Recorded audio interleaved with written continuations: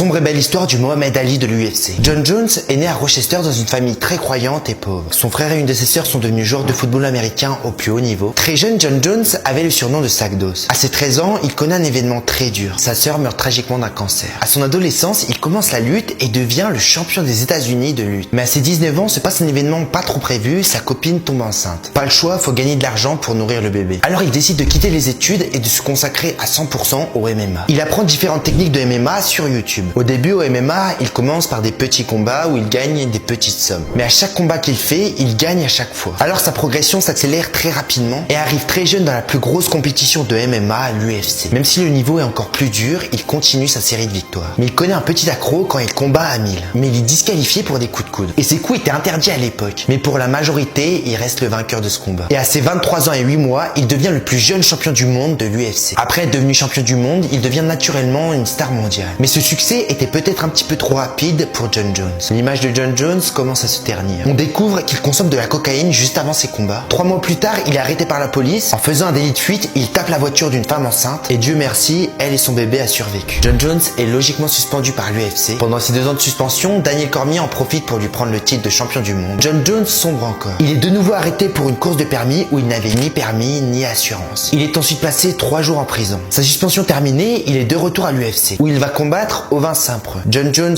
gagne le combat et la planète UFC est heureux de son retour. Ensuite, il combat de nouveau Cormier pour récupérer son titre. Mais juste avant le combat, John Jones est testé positif au contrôle antidopage. Et sa légende se ternit encore. Il est de nouveau suspendu pour 1 an et demi. Après cette suspension, le combat pour récupérer sa ceinture est de nouveau organisé. Le combat est très dur, mais il réussit quand même à gagner et récupère son titre. Et dans la nuit du 5 décembre, il tente un nouveau défi en combattant dans la catégorie des poids lourds pour le titre de champion du monde. Il gagne dès le premier round contre Cyril Gane et écrit encore un petit peu plus l'histoire de l'UFC.